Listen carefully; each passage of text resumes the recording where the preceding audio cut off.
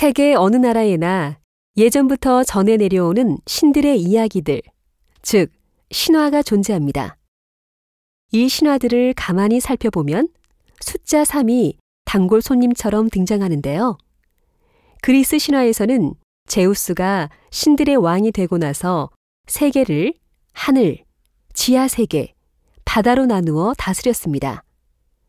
또한 한국의 신화에도 숫자 3이 나오는데 단군 신화를 보면 환인, 환웅, 당군, 3명의 신이 나오고 환웅이 땅으로 내려올 때 구름, 비, 바람, 3명의 신과 함께 내려왔습니다.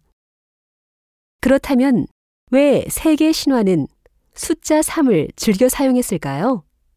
그것은 고대인의 달 숭배 사상과 깊은 관계가 있습니다.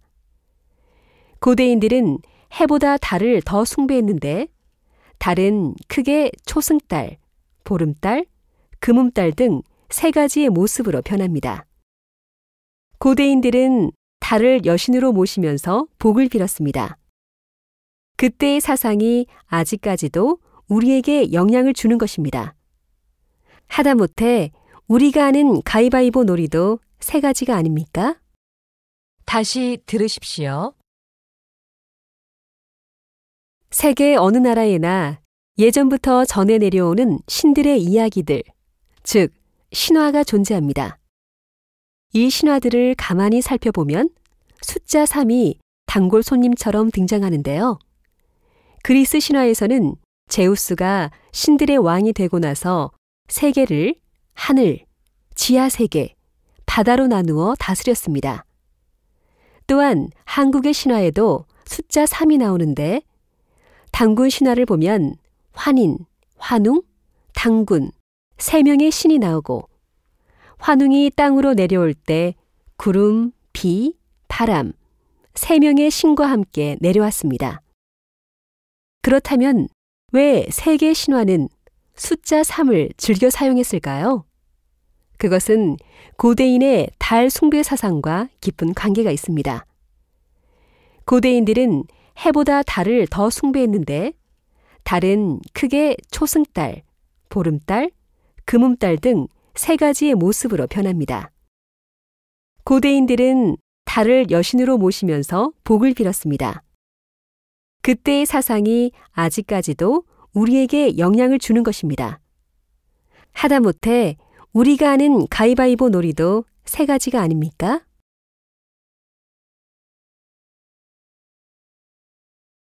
동물들은 그저 본능에 의한 생존 법칙대로 살아가는 존재라고 생각하는 분들이 많으실 텐데요.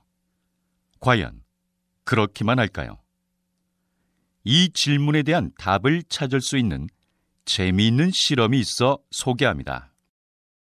애착이란 인간을 비롯한 모든 동물이 사랑하는 대상과 가까이하고 이를 유지하려는 행동을 말합니다.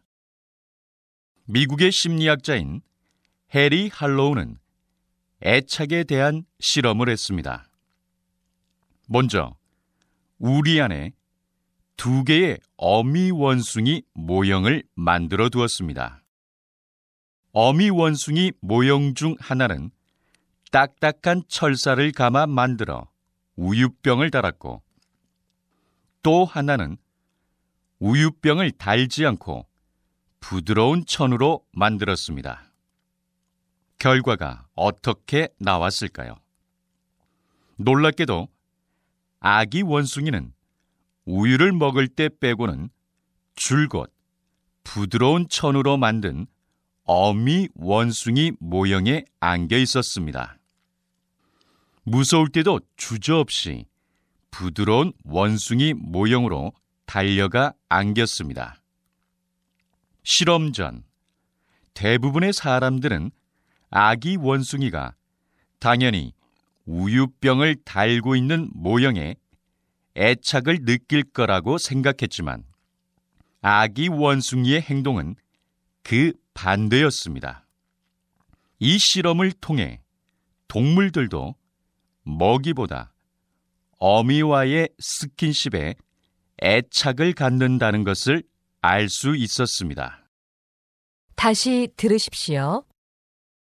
동물들은 그저 본능에 의한 생존 법칙대로 살아가는 존재라고 생각하는 분들이 많으실 텐데요. 과연 그렇기만 할까요? 이 질문에 대한 답을 찾을 수 있는 재미있는 실험이 있어 소개합니다. 애착이란 인간을 비롯한 모든 동물이 사랑하는 대상과 가까이하고 이를 유지하려는 행동을 말합니다. 미국의 심리학자인 해리 할로우는 애착에 대한 실험을 했습니다. 먼저 우리 안에 2개의 어미 원숭이 모형을 만들어 두었습니다. 어미 원숭이 모형 중 하나는 딱딱한 철사를 감아 만들어 우유병을 달았고, 또 하나는 우유병을 달지 않고 부드러운 천으로 만들었습니다. 결과가 어떻게 나왔을까요? 놀랍게도 아기 원숭이는 우유를 먹을 때 빼고는 줄곧 부드러운 천으로 만든 어미 원숭이 모형에 안겨 있었습니다.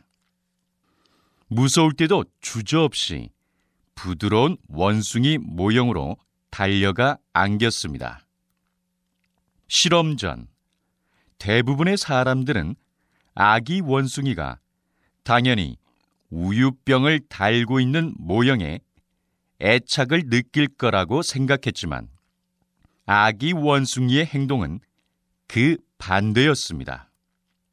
이 실험을 통해 동물들도 먹이보다 어미와의 스킨십에 애착을 갖는다는 것을 알 수 있었습니다.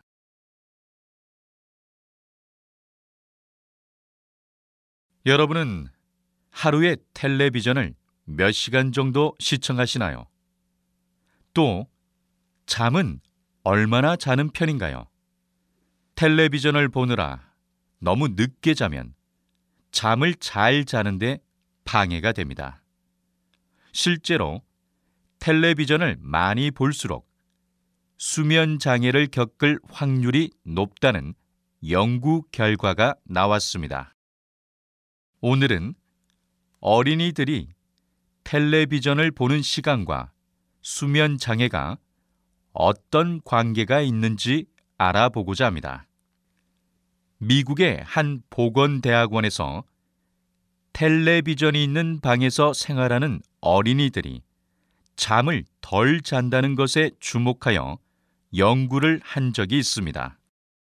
생후 6개월부터 8살까지 어린이 1,800명을 대상으로 관찰한 결과 텔레비전을 보는 시간이 많으면 많을수록 수면 장애를 겪을 가능성이 높았다고 합니다. 어린이가 하루에 텔레비전을 1시간씩 볼 때마다 수면 장애를 겪는 시간이 7분씩 늘어난다고 합니다. 나이가 많은 어린이보다 나이가 적은 어린이들이, 특히 여자 어린이보다 남자 어린이들이 이런 현상을 많이 보인다고 합니다. 아이가 어릴수록 텔레비전 시청 시간을 줄이는 것이 아이가 건강한 수면 습관을 가지도록 하는 비결인 것 같습니다. 다시 들으십시오. 여러분은 하루에 텔레비전을 몇 시간 정도 시청하시나요? 또 잠은 얼마나 자는 편인가요? 텔레비전을 보느라 너무 늦게 자면 잠을 잘 자는데 방해가 됩니다. 실제로 텔레비전을 많이 볼수록 수면 장애를 겪을 확률이 높다는 연구 결과가 나왔습니다. 오늘은 어린이들이 텔레비전을 보는 시간과 수면 장애가 어떤 관계가 있는지 알아보고자 합니다. 미국의 한 보건대학원에서 텔레비전이 있는 방에서 생활하는 어린이들이 잠을 덜 잔다는 것에 주목하여 연구를 한 적이 있습니다. 생후 6개월부터 8살까지 어린이 1,800명을 대상으로 관찰한 결과 텔레비전을 보는 시간이 많으면 많을수록 수면 장애를 겪을 가능성이 높았다고 합니다. 어린이가 하루에 텔레비전을 1시간씩 볼 때마다 수면 장애를 겪는 시간이 7분씩 늘어난다고 합니다. 나이가 많은 어린이보다 나이가 적은 어린이들이, 특히 여자 어린이보다 남자 어린이들이 이런 현상을 많이 보인다고 합니다. 아이가 어릴수록 텔레비전 시청 시간을 줄이는 것이 아이가 건강한 수면 습관을 가지도록 하는 비결인 것 같습니다.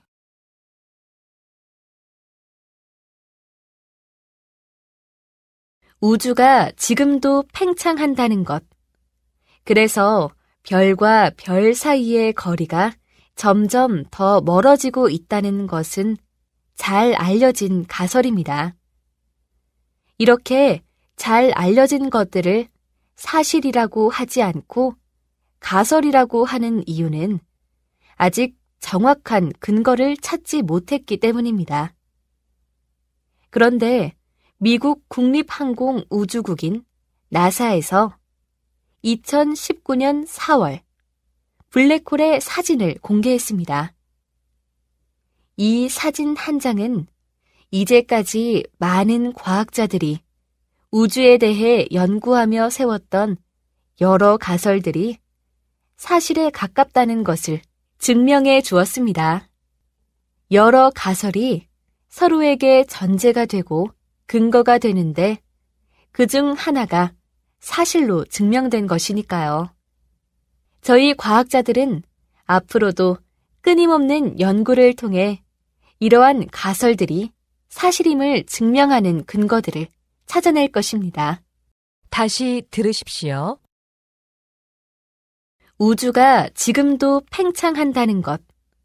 그래서 별과 별 사이의 거리가 점점 더 멀어지고 있다는 것은 잘 알려진 가설입니다. 이렇게 잘 알려진 것들을 사실이라고 하지 않고 가설이라고 하는 이유는 아직 정확한 근거를 찾지 못했기 때문입니다. 그런데 미국 국립항공우주국인 나사에서 2019년 4월 블랙홀의 사진을 공개했습니다. 이 사진 한 장은 이제까지 많은 과학자들이 우주에 대해 연구하며 세웠던 여러 가설들이 사실에 가깝다는 것을 증명해 주었습니다. 여러 가설이 서로에게 전제가 되고 근거가 되는데 그중 하나가 사실로 증명된 것이니까요. 저희 과학자들은 앞으로도 끊임없는 연구를 통해 이러한 가설들이 사실임을 증명하는 근거들을 찾아낼 것입니다.